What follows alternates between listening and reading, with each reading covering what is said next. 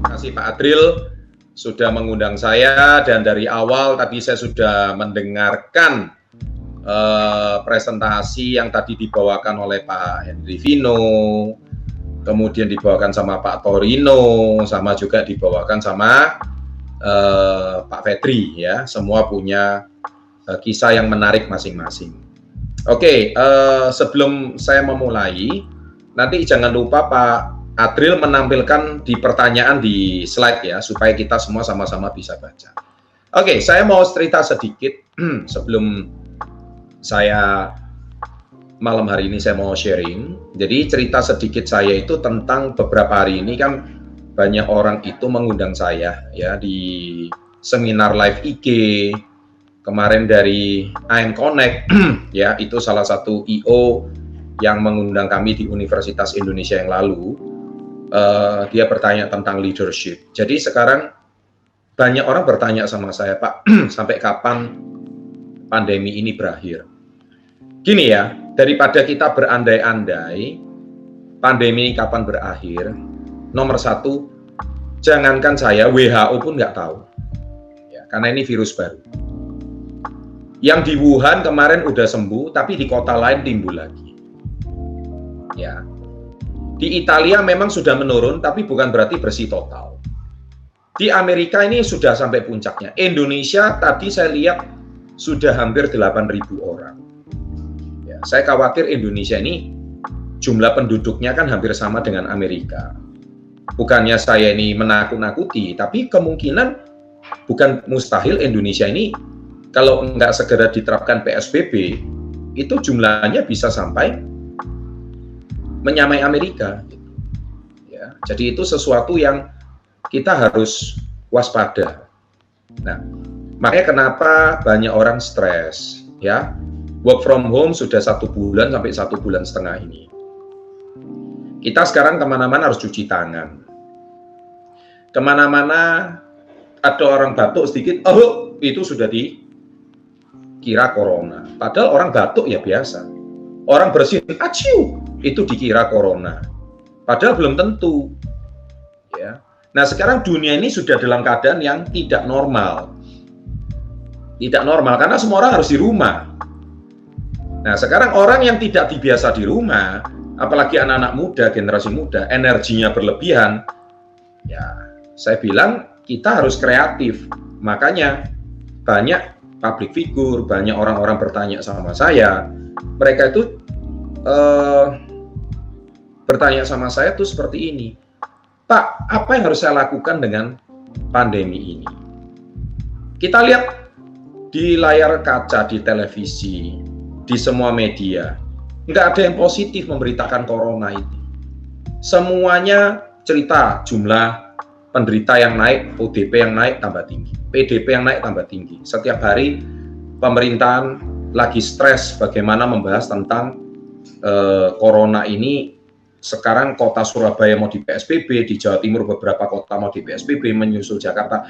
Bukan mustahil nanti juga kota seperti Medan, Yogyakarta, Semarang, dan sebagainya kalau memang jumlahnya tidak bisa dikendalikan. Bukan mustahil kota-kota besar juga akan menyusul PSBB. Nah, daripada kita setiap hari stres menanyakan kapan corona selesai, lebih baik kita melihat peluang apa yang bisa kita kerjakan di rumah. Mari anggap aja ini bukan sebuah wabah dan krisis. Jadi mindset itu gini loh. Mindset itu kita itu kan punya otak ya untuk berpikir. Otak itu ibaratkan seperti komputer. Anda mau input apapun dia terima. Dia nggak peduli. Pokoknya apa yang dia input ya outputnya apa. Otak itu seperti itu. Nah, masalahnya Anda hari ini diberikan kekuatan pilihan untuk mau inputnya itu apa. Kalau inputnya tiap hari negatif, nah otak itu juga nggak tahu kalau itu negatif. Tapi dia cuma anggap itu sebagai sebuah kebenaran. Karena setiap hari Anda dijejali informasi yang sama. Ya. Nah, oleh sebab itu, daripada kita itu berandai-andai kapan ini selesai. Ya. banyak teori konspirasi yang cerita tentang ya ini ada campur tangan inilah, kemudian ada kaum elit global lah. Saya nggak mau membahas itu semua. Percuma karena apa? Saya tidak suka membahas sesuatu yang di luar kendali kita. Ya, maksudnya di luar kendali kita itu apa? Ayo kita pergi ke planet Mars, bangun rumah di sana. Bukan nggak mungkin, tapi ngapain? Itu sesuatu di kendali kita. Nah, apa yang bisa di dalam kendali kita? Yang di dalam kendali kita itu contohnya mencari nafkah. Ya, kemudian membayar uang sekolah, mencicil mobil. Itu sesuatu yang di luar, masih di dalam kendali kita. Tapi kalau ini Amerika lah, China lah, itu sudah di luar kendali. Itu urusannya bukan urusan kita. Anda nonton berita itu juga nggak ada gunanya. Nggak ada gunanya. Kenapa? Anda nggak bisa mengendalikan apa-apa. Kita ini cuma rakyat biasa. Tapi lebih baik kita berpikir jernih sesuatu yang bisa kita kendalikan. Nah, apa yang bisa kita kendalikan? Contohnya webinar seperti ini. Menceritakan opportunity seperti ini. Menceritakan peluang seperti ini. Kemudian berbagi kepada sesama yang hidupnya setiap hari stres, besok itu lebaran, nggak tahu harus bayar THR gimana. Karena saya ini bukan cuma menyemangati komunitas Yes. Lusa aja saya sudah diundang di satu organisasi, namanya GCI, itu isinya pengusaha semua. Pengusaha itu di situ semua butuh motivasi. Karena apa? Karena sudah bingung, karyawannya banyak yang sudah dirumahkan, kemudian jangankan bayar THR, karyawan udah dirumahkan, pokoknya isinya setiap hari itu gemetar, stres. Karena apa? Terbiasa bisnis bekerja offline. Dan mereka nanya sama saya nasihatnya, Pak Chandra saya harus ngapain? Saya bilang, coba tukar mindset kamu. Apakah bisnis kamu sudah go digital? Terus dia tanya, digital itu apa, Pak? Loh, kok nggak ngerti digital itu apa? Berarti dia ini pengusaha lama, pengusaha offline. Yang mana cuma berharap penjualan secara fisik. Belum bisa menggunakan platform YouTube, belum bisa menggunakan platform sosial media untuk mengembangkan bisnis ini. Nah, akhirnya saya memberikan mereka sebuah motivasi. Jangan anggap ini krisis dan wabah, tanya kapan ini berakhir. Anggap ini a new normal. Saya selalu bilang, this is a new normal. Ini adalah normal yang baru, di mana anggaplah krisis ini sebagai sebuah pelajaran baru yang memang belum Anda kuasai, tapi harus Anda pelajari. Di sinilah makanya saya selalu bilang, kita kadang-kadang harus thank you gara-gara corona. Gara-gara corona, Anda harus belajar hal baru. Gara-gara corona, kita bisa belajar hal baru.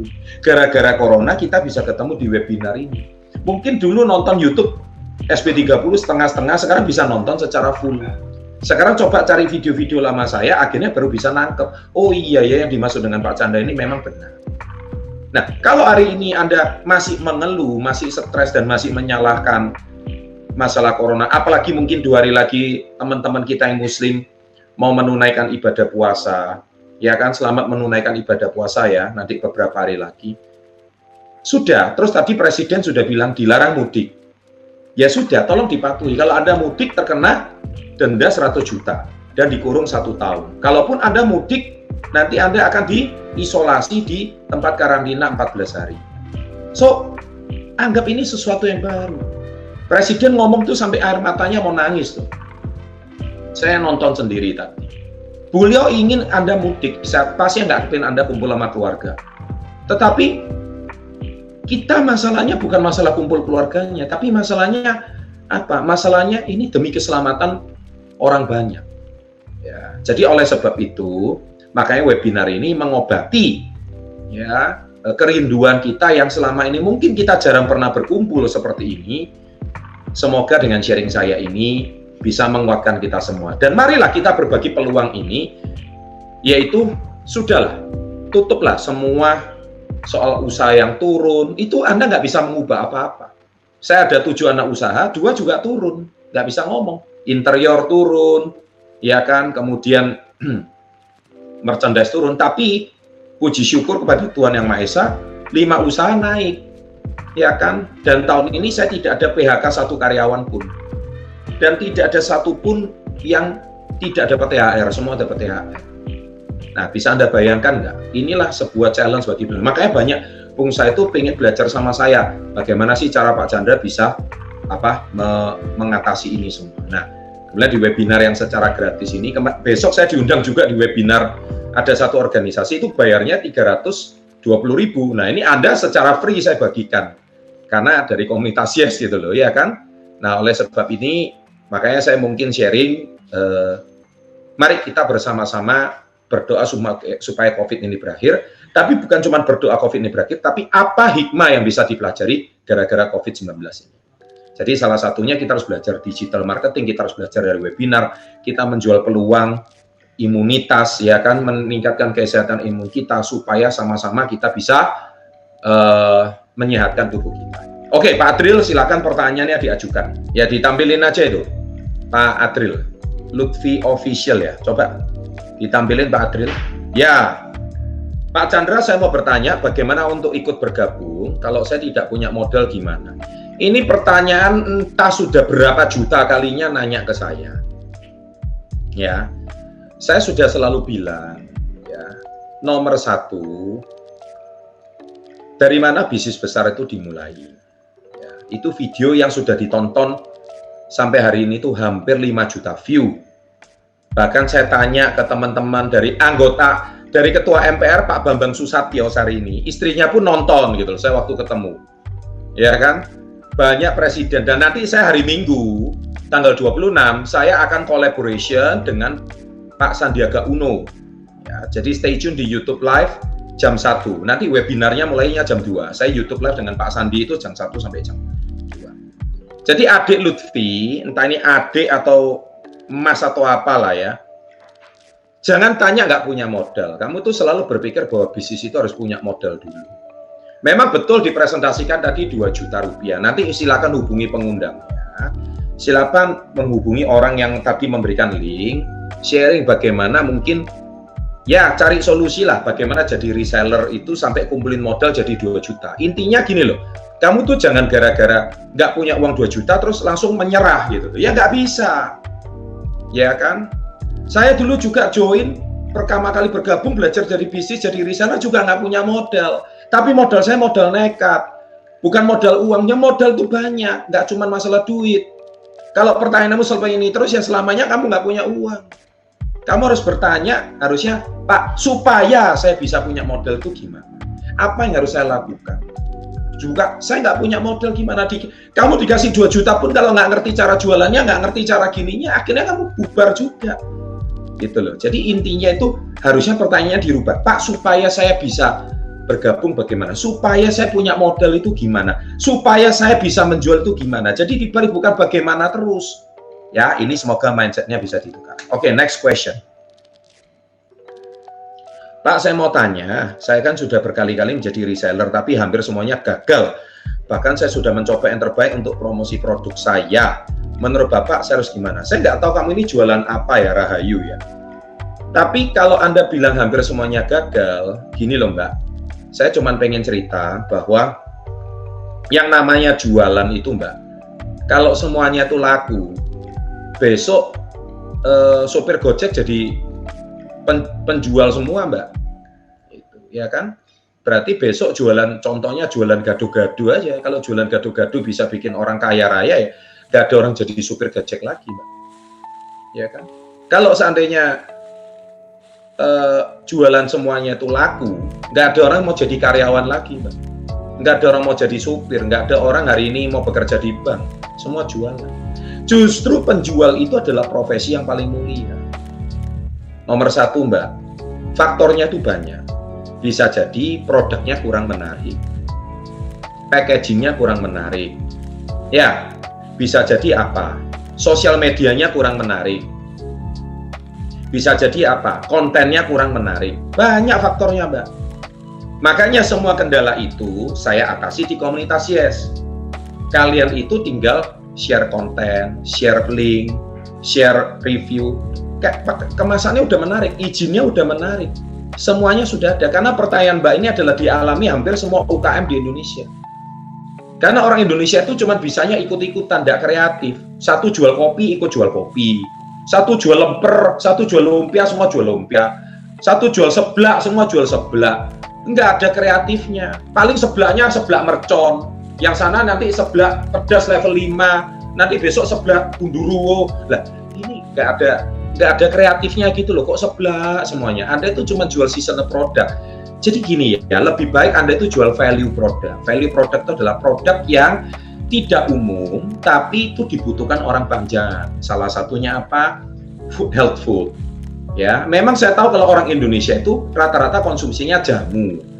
Tapi jujur, kalau health food itu adalah kalau negara maju, nggak usah jauh-jauh ke Amerika, Singapura aja, mereka itu udah terbiasa minum suplemen.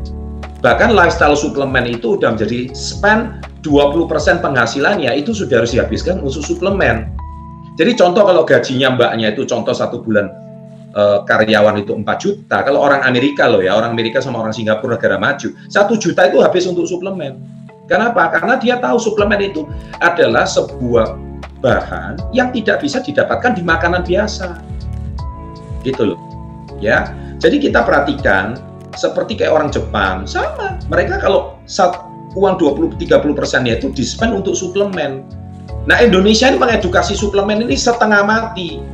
Karena apa? Hidupnya udah setengah mati, kayak gitu mau beli suplemen. Nah, tapi gara-gara corona ini semua takut mati, akhirnya suplemen naik. Terutama yang masalah imunitas. Jadi, akhirnya jangan salahkan kalau komunitas Yes kita itu rata-rata wajahnya itu seger-seger, wajahnya bagus. Kenapa? Yang dimakan itu beda, gitu loh. Makanya saya lihat Pak Jokowi itu kurus itu ya, karena cuma minum jamu. Coba sesekali minum Niwana SOD atau minum astaxantinnya kita, Biolog, wajahnya itu pasti lebih seger, ya. Nah, cuman karena beliau presiden ya, beliau tahu rakyatnya banyak, ya beliau harus menunjukkan jamu itu. Cuman menurut saya pribadi, ya. Kalau beliau harusnya bisa konsumsi, karena apa? Suplemen jamu Indonesia itu bagus, cuman pasti masih ada yang kurang proteinnya, pasti. Kemudian kurang apalagi? Kurang yang namanya asam aminonya, kurang apalagi? Kurang beberapa teknologi yang pasti itu pengolahannya juga harus lebih maksimal. Ya ginilah Bapak Ibu adik-adik yang saya cintai. Kalau Anda itu mau hidup lebih baik, ya jelas ada harga yang harus dibayar. Naik taksi aja ada yang harganya taksinya murah, ada yang taksinya lebih mahal. Kalau living cost Anda itu, kehidupan Anda sudah jauh lebih baik, ya kenyamanannya pasti beda. Naik kereta aja juga sama, ada yang tiket ekonomi, ada eksekutif, ya tempat duduknya ya pasti beda lah. Ekonomi mungkin duduknya gini terus gitu loh. Kalau eksekutif mungkin bisa didudukkan, bisa ditidurkan. Sama, kalau Anda hari ini badannya mau lebih sehat, ya ada harga yang harus dibayar. Ya mana mungkin cuma minum jamu harga 5.000, tapi kamu mau sehat kayak orang fitness badannya kayak Ade Rai. Ade Rai itu 1 hari telurnya 40 butir loh. Suplemennya 1 bulan, itu 1 bulan saya dengar suplemennya itu bisa habis sampai 50-60 juta. Makanya badannya bisa kayak Ade Rai. Anda nggak usah sampai kayak Ade Rai deh 60 juta, makanya imunnya kuat. Anda nggak usah sampai 20% dari penghasilan aja disisihkan ke suplemen. Nah, mbaknya ini jual apa? Lah kalau jual cilok, jual kopi, jual apa, ya itu Anda nggak unik. Anda itu masuk ke produk Red Ocean. Red Ocean itu apa? Yaitu sebuah persaingan yang sangat keras. Persaingannya itu terlalu keras. Jadi di situ cakar-cakaran Red Ocean. Red Ocean itu Samudra Merah namanya. Nelayannya banyak, ikannya itu aja. Jadi pas 1 ikan dibuat rebutan banyak nelayan. Nah, kita harus masuk ke satu Blue Ocean strategi. Blue Ocean itu adalah samudra biru, ikannya besar-besar, nelayannya sedikit. Nah, komunitas Yes ini memasarkan, KK Indonesia ini memasarkan produk-produk Blue Ocean semua, di mana tidak ada persaingan harga, di situ itu memang suplemennya itu bagus, kualitasnya bagus, opportunity-nya besar. Memang satu tantangannya, edukasi. Ya, tapi edukasi itu kan bisa dipelajari. Kalau sesuatu yang bagus kita ajarkan, rata-rata akhirnya orang akan membeli dan orang akan teredukasi. Nah, gara-gara corona ini semua orang otomatis teredukasi. Maka ini peluang yang sangat besar untuk imunitas kita. Ya, kira-kira seperti itu. Oke, Pak Adril, next question. Pak, saya mau bertanya, untuk situasi saat ini apa sebaiknya kita lakukan untuk cari nafkah? Lah, kami ini sudah dibagikan link webinar ini kan ya tujuannya satu. Ya, ini kan peluang. Lah kalau peluang ini kamu nggak bisa ambil ya sekarang mau bikin apa? Mau duduk pasrah, diam, berdoa, nangis sama Tuhan. Ya kamu bisa dipanggil sama Tuhan sebelum waktunya. Karena apa? Sudah give up. Nah banyak orang sekarang sudah hopeless, nggak ada harapan, sudah give up. Wah stres, setiap hari di grup WA menceritakan frustasinya, rasa kecewanya, rasa bingungnya. Emang itu bisa mengubah nasib kita? Nggak bisa. We have to do something. Kita harus melakukan sesuatu. Nah, sesuatu itu apa? Yaitu membangun rasa optimisme. Percaya sama saya, di balik krisis itu pasti ada peluang. Nah, inilah peluang yang bisa kita kerjakan. Kamu bisa ikut webinar gratis. Kamu kalau mau ikut saya di luaran, kamu harus bayar 320.000. Emang kamu mau bayar? Tadi aja mau gabung aja nggak punya duit, kok sekarang mau ikut webinar gratis, terus kamu tanyanya gimana sebaiknya kita mencari nafkah. Banyak peluang yang bisa dikerjakan. Kita loh punya suplemen Super Green Food. Itu kalau diecer 1 biji tuh cuma berapa sih? Rp1.000 ya? Iya. Hah? Nggak sampai 1.000. Iya kan? Lah 1 hari loh, tadi Pak Torino cerita, 1 hari dia konsumsi 5 tablet sampai 10 tablet. Lah 5 tablet tuh cuma 5.000. Kamu minum STMJ juga 5.000. Setiap hari minum. Terus karena 5.000 kamu bisa imunnya kuat, terbebas dari corona, kamu ngomong itu bukan peluang. Nggak peluang dari mana? Coba hubungin orang yang ngasih link ini sama Anda ya. Oke, 2 pertanyaan lagi sebelum saya tutup. Waduh, ini pertanyaannya malah saya jawab. Next question. Udah jelas-jelas dikasih peluangnya kok masih tanya lagi. Next question. Pak Chandra, apakah sebuah usaha harus diawali dengan reseller? Apakah harus banyak channel dulu? Saya tidak setuju dengan banyak channel. Gini, apakah sebuah usaha harus dimulai dengan reseller? Ada tahapan sebelum reseller, yaitu apa? Makelar. Saya sudah bahas dari video saya bagaimana cara memulai bisnis tanpa modal. Makelar itu apa? Ada teman butuh mobil, ada orang jual mobil. Ya udah, Anda pertemukan, Anda dapat komisi. Selesai. Nah, kalau bahasa zaman sekarang itu namanya dropshipping. Dropshipping itu makelaran, sama. Ada orang butuh, kamu tahu suppliernya, kamu temukan supplier kirim barangnya ke dia, kamu orang tengahnya, kamu dapat komisi. Itu yang paling rendah daripada reseller. Tapi reseller itu adalah tahap yang paling rendah juga sebagai pengusaha pemula. Itu pengusaha level 1. Kenapa saya katakan reseller itu pengusaha level 1? Karena pengusaha itu kalau Anda mau level 2 itu sudah jauh lebih berat. Kenapa? Anda harus punya tempat. Ya, Anda harus punya modal yang cukup. Kalau Anda buka depot aja, minimal Anda itu harus punya gerobaknya, Anda harus punya tempat duduknya, Anda harus punya ini, punya itu. Terus itu pun belum tentu laku. Kalaupun tempatnya nggak ada, harus sewa di mall. Nah, sekarang mall sepi. Ya kan? Intinya usaha itu, kalau Anda mau beli franchise-nya aja kayak sahabat saya, itu beli franchise-nya yang jual kebab Turki, mau franchise-nya apa, makanan, itu sudah starting awal sudah 60-70 juta, itu yang paling kecil. Ya kalau yang sudah agak lebih mending, harus punya ruko itu 500 juta, belum termasuk ini, tempatnya, sewanya, dan sebagainya. Lah emang kamu punya? Lah sekarang ditawarkan cuma 2 juta, terus kamu bingung, ya kan? Nah, jadi minimal ini belajar bisnis lah. Reseller, toh Anda 2 juta, Anda diberikan produknya coba konsumsi dulu, kemudian setelah enak, jual ke teman, jual ke saudara. Jual 2 paket, kamu dapat 1 juta. Loh, sekarang mau cari usaha di mana modal kayak gini? Jual 2 paket kok sudah dapat 1 juta. Jual 4 paket, sudah balik modal 2 jutanya. Kamu pakai produknya gratis. Ini sesuatu yang menurut saya, mental yang harus kita miliki. Ya, jadi harus banyak channel dulu? Tidak harus banyak channel, karena sekarang zaman sosial media. Zaman sosial media itu Anda bisa luas kemanapun Anda bisa hubungi. Tapi kalau produknya itu bagus, Anda jual ke teman, dan Anda merasakan enak, bukan mustahil dia akan memperkenalkan pada saudaranya, orang ibunya, dan sebagainya. Seperti kata-kata Pak Torino itu. Ya, Grand Rider Banyuwangi. Oke, the last question is, ya waktu kita sudah mau habis. Pak Chandra, gimana mau jualan produk sedangkan kondisi ekonomi sedang down? Kita kok mana? Tanya lagi pertanyaan seperti ini. Apalagi kalau di desa sulit sekali. Gini loh ya, Sam Rosid ya, tapi kok fotonya kok wedok tuh? Itu pacarmu atau siapa itu ya? Sam, gini loh Sam ya. Saya mau cerita ya. Kamu itu jangan selalu berpikir bahwa kondisi di desa itu sulit. Murid saya itu banyak orang desa, Sam. Tapi itu silakan tulis di kolom komen itu yang namanya Wahyu itu. Ya, itu dari Semboro, Jember. Itu orang tuanya cuma petani. Ya, tapi dia bisa mengambil peluang bersama pacarnya berdua, Rizky, usaha facial. Ya, dari usaha facial bisa menghasilkan uang. Oke. Dari situ jasa facial itu luar biasa. Ya, lama-kelamaan ada modal. Dari modal bisa beli produk, bisa dijual lagi. Kalau kamu selalu bilang kondisi ekonomi down, itu artinya kamu kebanyakan nonton koran, baca koran, nonton TV. Setiap hari ngomong ekonomi down. Siapa bilang koran dan TV nggak bahas? Kalau hari ini banyak miliarder baru, itu nggak pernah dibahas. Kenapa? Miliarder barunya diem-diem. Banyak orang kaya baru sekarang. Banyak, saking diem-diem. Nah, cuman itu nggak diberitakan di media. Kenapa? Orang kaya dapat keuntungan dari wabah ini banyak. Banyak sekali yang mereka bisa lihat peluang. Contohnya penjual termogan, dor, kaya raya. Penjual masker, dor, kaya raya. Sekarang masker udah hancur harganya. Penjual produk kita, kaya raya. Kenapa? Ini imunitas berbagi. Kalau kamu ngomong ekonomi down lah, orang nggak punya duit semua. Ya nggak punya duit itu cuma yang kamu baca aja. Banyak orang justru melihat peluang. Gitu. Ya, jadi saya percaya hari ini, mari stop nonton berita.